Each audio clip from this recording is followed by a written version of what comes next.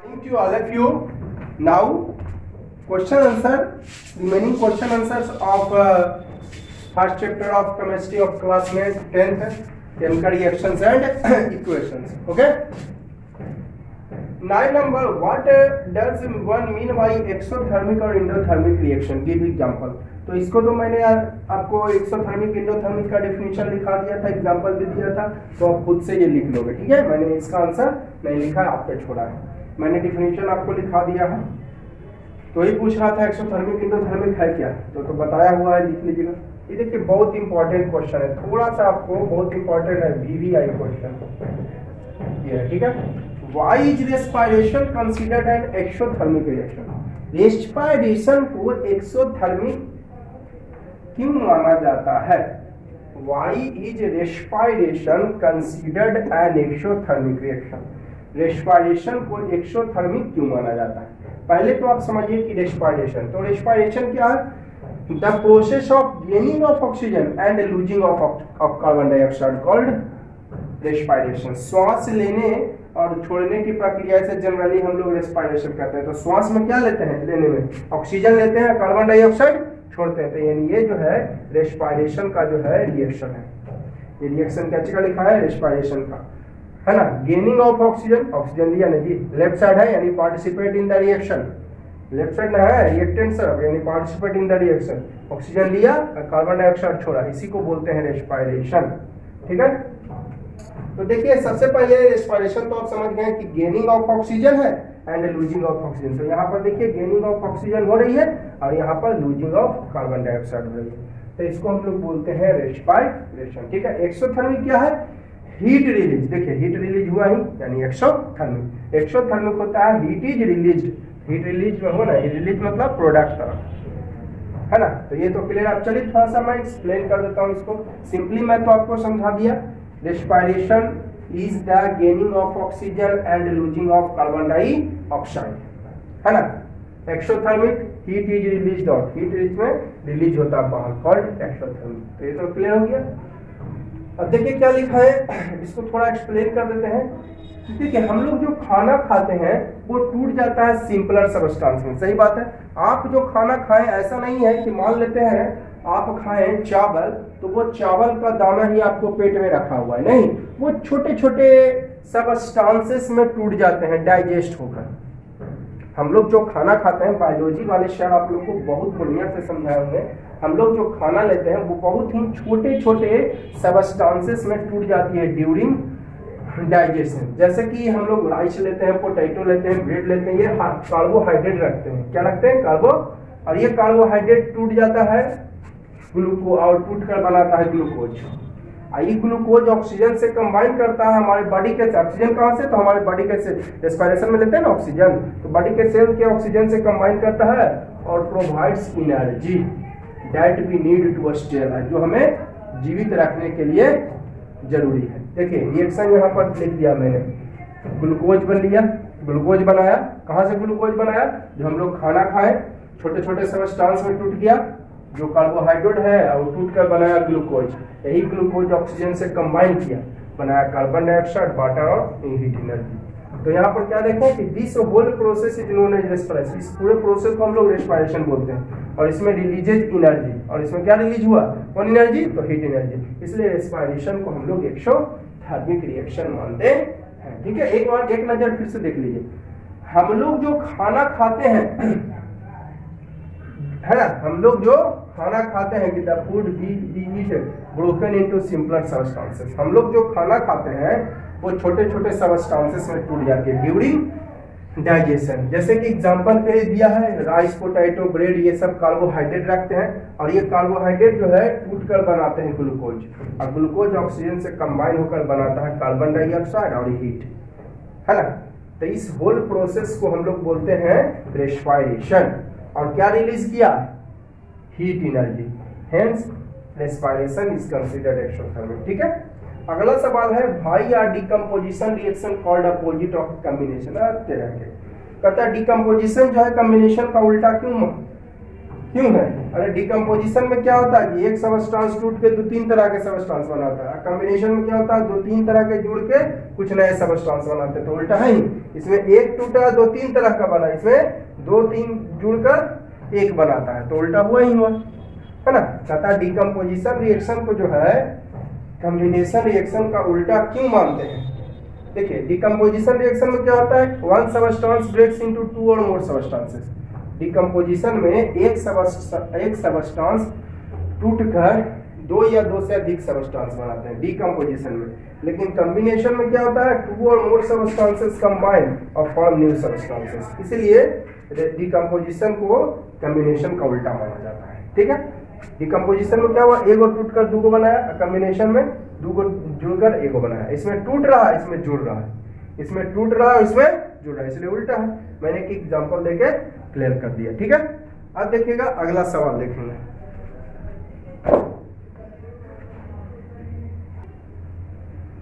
अब देखिएगा question number 12, write down one equation for decomposition reaction where energy is supplied in the form of heat, light and electricity।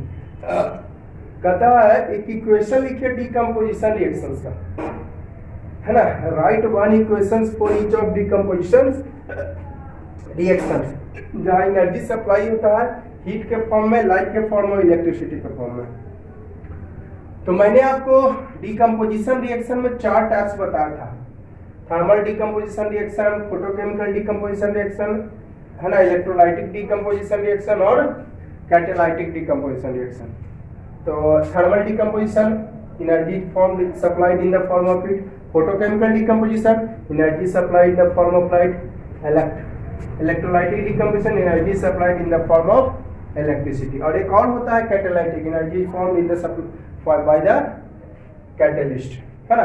तो वो आपको नहीं बताना है, केवल हीट एग्जांपल उसका देना है जो जिसमें एनर्जी सप्लाई होता है हीट के रूप में, लाइट के रूप में और इलेक्ट्रिसिटी के रूप में, है ना। किसका एग्जांपल लिखना है, उसका एग्जांपल लिखना है जिसमें एनर्जी सप्लाई होता है हीट के फॉर्म में, लाइट के फॉर्म में और इलेक्ट्रिसिटी के फॉर्म में, है ना। तो ये आपका एक एक एग्जांपल आप लोग लिख दीजिएगा, ठीक है। जहाँ एनर्जी सप्लाई होता है हीट के फॉर्म में, लाइट के फॉर्म में और इलेक्ट्रिसिटी के फॉर्म में। एनर्जी सप्लाई हीट के फॉर्म में, लाइट के फॉर्म में और इलेक्ट्रिसिटी का एग्जांपल ये हीट के फॉर्म में हो जाएगा थर्मल डिकम्पोजिशन वाला, और ये फोटोकेमिकल डिकम्पोजिशन वाला और इलेक्ट्रोलाइटिक वाला। ये आपको बताया हुआ है। देखिएगा डिकम्पोजिशन रिएक्शन के 4 टाइप्स उसमें बताए थे। What is difference between displacement और डाउन डिस्प्लेसमेंट, ये भी आप लोग खुद से लिख लीजिएगा, ये खुद से लिख लोगे और ये भी खुद से हो जाएगा। डिस्प्लेसमेंट और डाउन डिस्प्लेसमेंट बताती हूँ। डिस्प्लेसमेंट में more reactive metal displaces the less reactive from the solution called displacement, और down displacement mutually exchange of ion होता है। इक्वेशंस लिखना है दिस रिएक्शंस का, इक्वेशन लिख दीजिएगा, ठीक है। आइए देखिए इक्वेशन मतलब ऐसे C + O2 देते हैं ना, ये हो गया इक्वेशन, ठीक है। बैलेंस कर दीजिएगा और अच्छी बात है। अब देखिए 14 नंबर कहता है इन रिफाइनिंग ऑफ सिल्वर। देखिए ध्यान से देखिएगा, किसको साफ कर रहा है, सिल्वर को। रिकवरी ऑफ सिल्वर, अच्छा रिकवरी ऑफ सिल्वर, इसका मतलब हुआ सिल्वर इधर मिलेगा। रिकवरी ऑफ सिल्वर मतलब सिल्वर पाते हैं, ठीक है। इन रिफाइनिंग ऑफ सिल्वर, ऐसे भी चांदी को साफ करेंगे तो चांदी मिलेगा, साफ करेंगे तो गंदगी केवल हटेगा ना कि चांदी गायब हो जाएगा। In refining of silver, recovery of silver हुआ सिल्वर रिकवरी, मतलब सिल्वर इज ऑब्टेन, लिख देता हूँ recovery of silver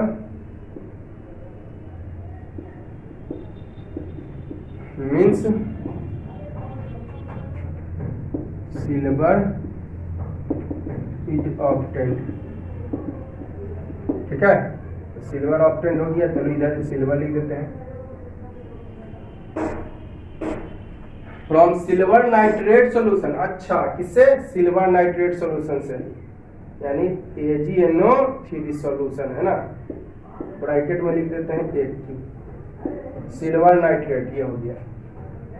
involve displacement by copper, अच्छा किसका डिस्प्लेसमेंट है, कॉपर का डिस्प्लेसमेंट से। किसके डिस्प्लेसमेंट से, तो कॉपर का डिस्प्लेसमेंट से, यानी कॉपर भी होगा इसमें, रिकवरी हो गया सिल्वर का। और क्या बच जाता है, कॉपर नाइट्रेट बचेगा, कॉपर नाइट्रेट CuNO3 का होल 2, रिएक्शन इन्वॉल्व खाली कहता था लिखने, लिख दिया रिएक्शन इन्वॉल्व, ये हुआ रिएक्शन इन्वॉल्व, ठीक है।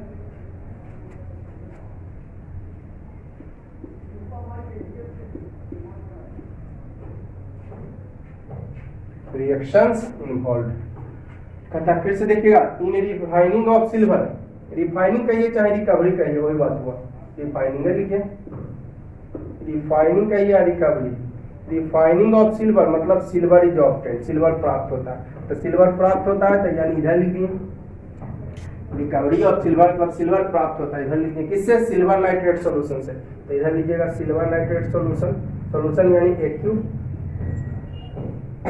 इन्वॉल्व डिस्प्लेसमेंट बाई कॉपर, किसका डिस्प्लेसमेंट हुआ है, कॉपर का, किसका डिस्प्लेसमेंट, कॉपर का डिस्प्लेसमेंट हुआ है ना, displacement of copper, displacement of copper, ठीक है। Metal, write down the reaction, write down the reaction लिखना है ना। तो बताइए क्या बनेगा, सिल्वर तो खैर रिकवरी हो गया, तो सिल्वर अलग हो गया, तो बचेगा बनेगा क्या, और कॉपर नाइट्रेट CuNO3 कॉपर 2, ठीक है। तो ये रिएक्शन इन्वॉल्व हमने लिख दिया, क्लियर है। रिकवरी ऑफ सिल्वर का मीनिंग समझ गए आप लोग, रिफाइनिंग ऑफ सिल्वर का मतलब यानी सिल्वर मिला किससे, सिल्वर नाइट्रेट सॉल्यूशन से, यानी सिल्वर नाइट्रेट से मिला, इधर लिखिए, चलो ठीक है। तो यहाँ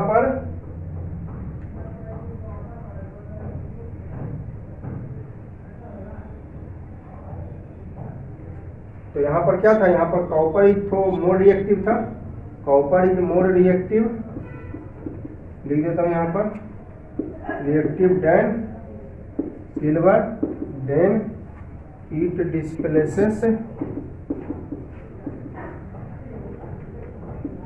Ag फ्रॉम AgNO3, है ना, क्लियर। यहाँ पर कॉपर ज्यादा रिएक्टिव था इसलिए सिल्वर को हटा दिया। ऐसे भी कितना स्पष्ट कह दिया, रिफाइनिंग ऑफ सिल्वर कहने का मतलब सिल्वर मिला फ्रॉम सिल्वर नाइट्रेट सॉल्यूशन, यानी सिल्वर नाइट्रेट सॉल्यूशन इधर होगा, by the displacement of copper यानी इधर होगा, तो ये बनेगा भी, यानी इसका मतलब कॉपर ज्यादा रिएक्टिव था तब ना इसको हटा दिया जी, तो ये copper is more reactive than silver, then it displaces Ag from AgNO3। 15 देखिए, what do you mean by precipitation reaction, तो ये भी मैंने लिखा दिया था, एग्जांपल लिखना, तो ये आप खुद से लिख लीजिएगा। What do you mean by precipitation reaction क्या है, प्रिसिपिटेशन रिएक्शन मैंने लिखा था, insoluble substance settle down on the bottom, है ना, कॉल्ड प्रिसिपिटेशन। एग्जांपल भी मैंने लिखा दिया था, तो एग्जांपल भी आप खुद से लिख लीजिएगा, ठीक है। अब देखिएगा कुछ और क्वेश्चंस है आपका, ये आज खत्म हो जाएगा, ये एनसीईआरटी का first chapter of chemistry of class 10 chemical reactions and equations. 60 number है, explain the following in terms of gain और लॉस ऑफ ऑक्सीजन। कहता है एक्सप्लेन करना है नीचे दिए गए को टर्म्स ऑफ गेन और लॉस ऑफ ऑक्सीजन, खाली ऑक्सीजन बेसिस पे आपको गेन और लॉस ऑफ ऑक्सीजन बेसिस पे आपको इसको एक्सप्लेन करना है, ना कि ऑक्सीडेशन के मैंने लिखाया है ना, क्या किस बेसिस पे एक्सप्लेन करना है, following in the terms of gain और loss of oxygen with 2 examples, और प्रत्येक का 2 एग्जांपल्स देना, ठीक है, ऑक्सीडेशन और रिडक्शन, केवल और केवल किस बेसिस पे, ऑक्सीजन बेसिस पे, ना कि हाइड्रोजन। तो क्या पढ़े थे, ऑक्सीडेशन में the reaction in which oxygen is added या हाइड्रोजन इज रिमूव्ड, लेकिन केवल आपको कहा दिया है गेन और लॉस ऑफ ऑक्सीजन बेसिस पे, हाइड्रोजन की चर्चा इसमें नहीं करना है ना। तो वह रिएक्शन जिसमें ऑक्सीजन एडेड होता है, ऑक्सीडेशन, जैसे देखिए सोडियम एक भी ऑक्सीजन नहीं था, अब एक ऑक्सीजन ऐड हो गया, इसके पास भी एक भी ऑक्सीजन नहीं थी, अब एक ऑक्सीजन ऐड हो गई, तो यहाँ पर लिख दिया मैंने oxygen is added to magnesium, यहाँ पर ऑक्सीजन एडेड टू सोडियम, तो ये हो गया ऑक्सीडेशन। अब reduction, the reaction in which oxygen is removed, reduction हो गया जिसमें ऑक्सीजन कम गया, ऑक्सीजन एडेड तो ऑक्सीडेशन, ऑक्सीजन रिमूव तो reduction, oxygen added oxidation, oxygen remove तो रिडक्शन।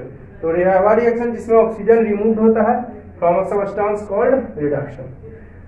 जैसे देखिएगा CuO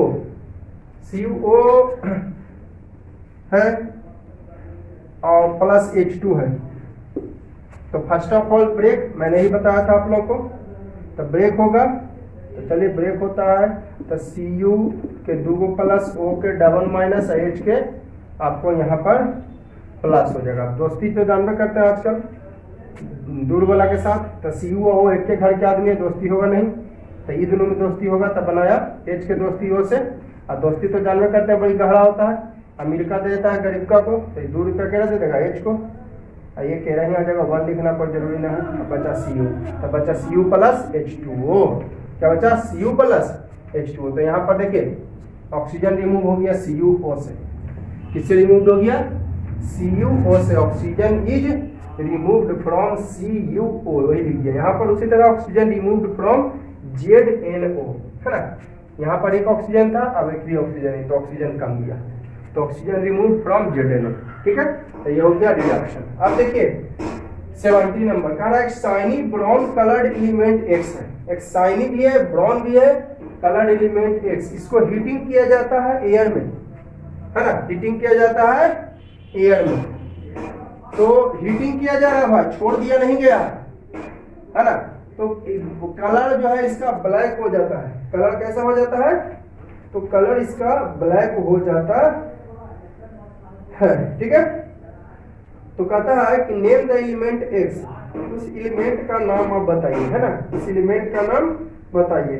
तो देखिए क्वेश्चन फिर से, एक शाइनी ब्राउन कलर्ड एलिमेंट है जिसका नाम X दिया है, on heating in air, heating किया गया है, तो आयरन नहीं होगा। आयरन, अगर आयरन होता भी तो हीटिंग करने पर आपका ये कैसा कलर देता, ये आपका जो है रेड ब्राउन कलर देता। ब्लैक कलर कहा तो वो कॉपर होगा। ध्यान दीजिए, रिमेंबर पॉइंट है थोड़ा, shiny brown coloured element X heating अब becomes colour black, black colour देता। अगर कहा था रेड ब्राउन कलर तो हो जाता आयरन हो जाता, ये आयरन हो जाता एलिमेंट, लेकिन यहाँ पे कह रहा ब्राउन कलर तो वो कॉपर होगा। तो ah shiny brown coloured element X is copper, तो वो क्या होगी कॉपर, है ना। तो एलिमेंट का नाम हो गया copper. And black coloured compound, and black coloured compound जो है, ब्लैक कलर्ड कंपाउंड इज, है ना, ब्लैक कलर्ड कंपाउंड जो होगा वो आपका होगा कॉपर ऑक्साइड। रिएक्शन भी दिखा देता हूँ मैं, इसको जलाइए तो बिना इन्विटेशन के पहुंचेगा ऑक्सीजन, बना देगा ये CuO कॉपर ऑक्साइड। ये आपका रिएक्शन दिखा दिया, है ना। रिएक्शन हालांकि नहीं कर रहा है लेकिन मैंने आपको रिएक्शन भी दिखा दिया, ठीक है। ये हो गया रिएक्शंस, है ना, ये reaction involve, reactions involve. Clear? Doubt है? डाउट हो तो कमेंट कीजिएगा और वीडियो तो जरूर लाइक करिए आप लोग, है ना। तो शाइनी कलर्ड एलिमेंट का था X है, उसको हीटिंग किया गया है एयर में, अब कलर ब्लैक दिया है।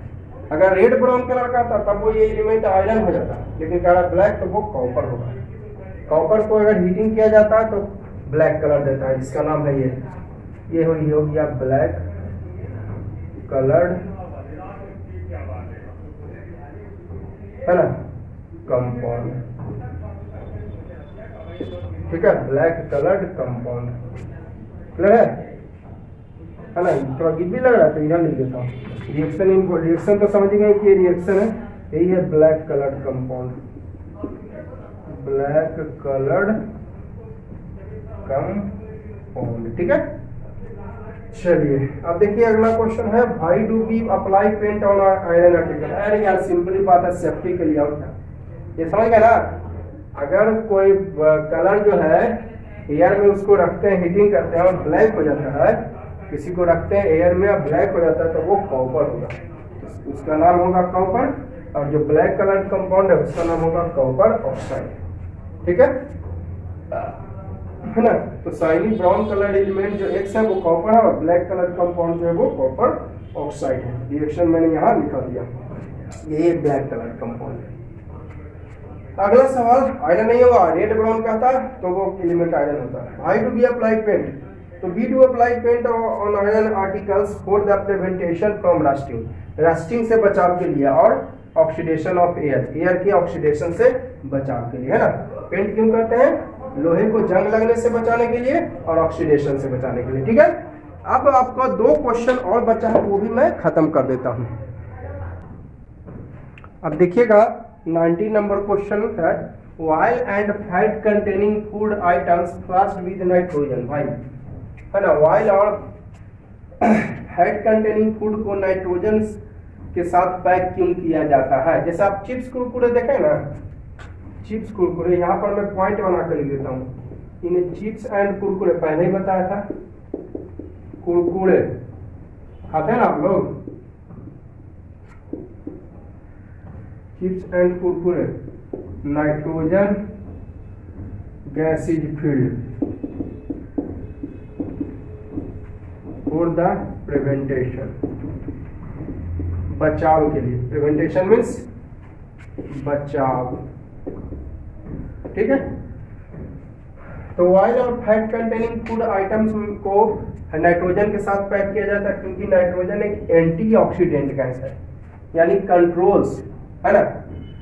नाइट्रोजन एक एंटीऑक्सीडेंट गैस, मतलब एंटीऑक्सीडेंट गैस मतलब द गैस which controls